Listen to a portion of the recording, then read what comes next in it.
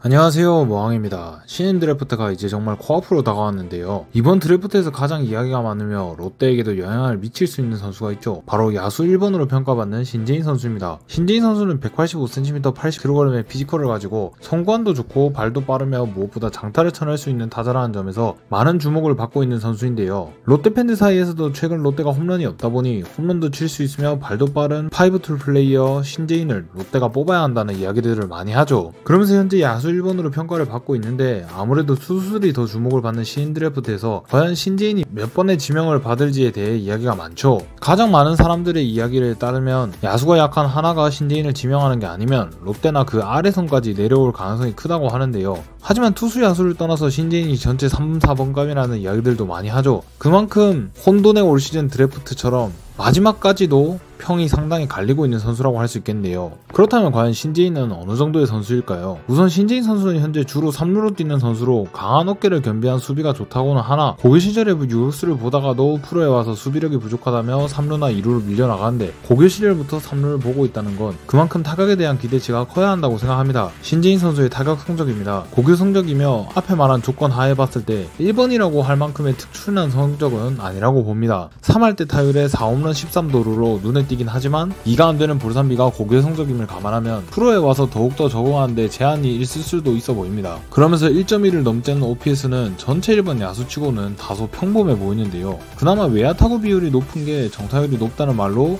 좋은 타격을 보여줄 가능성이 크다는 생각이 들지만 잡아당기는 타구의 비율이 다소 높고 그 다음으로 높은 게 센터 쪽 타구의 비율로 우측으로 공이 많이 가지 않는다는 점에서 프로에 와서 빠른 공을 상대했을 때 타이밍이 늦는다면 지금 우리가 기대하는 그 모습을 보여줄 수 있을까란 의문이 듭니다. 물론 고교 성적이 모든 걸 말해주지는 않다만 늘 각광받는 1번 야수들은 늘 높은 평가와 함께 성적도 나왔다는 공통점이 있는데요. 신재인 선수는 김도영 선수 이후 최고의 5툴 플레이어라는 말도 듣는데 그런 김에 김도영을 포함한 최근 1번 야수들의 성적을 한번 살펴보려 합니다. 최근 4년간 1번 야수들의 고3 성적입니다. 비슷하다는 이야기를 듣던 김도영 역시 현재의 폼에 비해선 고교 성적이 비슷하여 신재인의 성공률을 높일 수 있다는 생각도 듭니다. 홈런이 오히려 김도영이 적고 OPS가 그리 큰 차이가 아니며 잡아당기는 타구의 비율이 극단적이었던 걸로 보아 신재인이 정말 김도영과 비슷한 선수라고 한다면 김도영의 이랬던 고교 성적을 기반으로 정말 잘 될 선수라는 생각도 들죠. 다만 프로와 고교의 가장 큰 차이가 볼산비라 생각했을 때 김도영은 볼산비가 2를 넘긴다는 점이 역시 걸립니다. 그리고 이후에 지명된 1번 야수들의 성적을 보면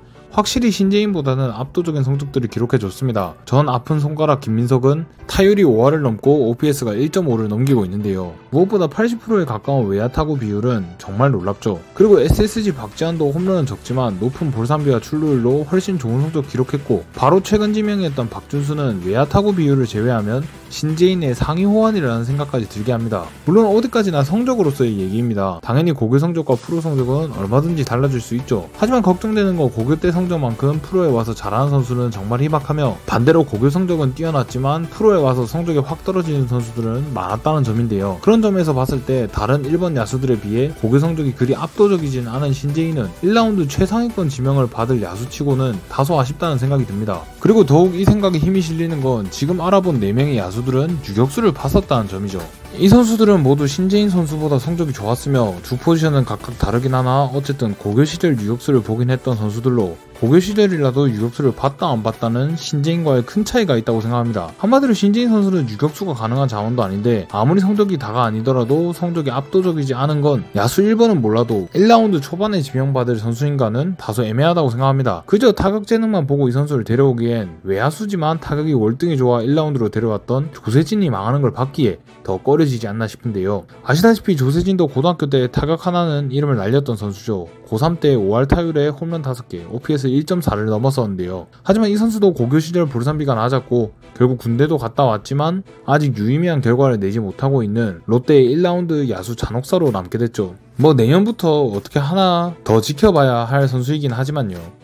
이를 봤을 때 신재인을 롯데가 뽑는 건 현재 성적으로만 봤을 땐 다소 위험하다는 생각이 듭니다. 그리고 1라운드에 야수를 뽑는 것과 투수를 뽑는 건 차이가 크죠. 투수는 길게 보고 1라운드를 태운다고 해도 야수 1라운드는 단기간 만에 치고 올라와줘야 한다는 기대가 생깁니다. 하지만 롯데는 현재 신재인의 주 포지션인 3루에 손호영과 박찬영이 있으며 내년에 한동희까지 돌아오는 상황이고 고승민, 나승엽까지 해서 슛이 안되는 내야 자원들만 5명에 전민재, 이호준, 한태환까지 포함하면 써야 할 내야 자원만 8명으로 신재인이 1군에서 유의미한 기회를 받기도 힘든 상황입니다. 그렇다고 롯데가 야수를 오래 보고 키울 팀은 절대 아니기에 종합적으로 신재인은 롯데와는 맞지 않지 않나 생각이 드는데요. 정리해보자면 신재인은 고교 시절 유격수를 본 선수도 아닌데 김도영 다음가는 5툴 플레이어라는 이야기를 듣기엔 아무리 고교 성적이 중요치 않다 해도 성적이 압도적이지도 않으며 롯데에서 기회를 받지 못할 가능성이 크다고 생각합니다. 그렇게 신재인은 롯데선으로 내려와도 애매해 보이고 차라리 다른 투수 자원을 뽑는 게 좋지 않을까 생각합니다. 절대 신재인 선수를 폄하하는 건 아닙니다. 충분히 욕심나는 재능을 가진 좋은 선수이며 고교 성적을 역전한 김도영이라는 좋은 사례도 있기 때문에 충분히 야수 1번과 1라운드 지명을 받을 거라 생각하는데요. 거기다 롯데 팬이라는 이야기까지 들어 서사까지 완벽하죠. 하지만 지금 롯데가 긁어볼 선수라기엔 애매하다는 생각이 듭니다. 여러분은 신재인 선수에 대해 어떻게 생각하시나요? 지금까지 머왕이었습니다. 감사합니다.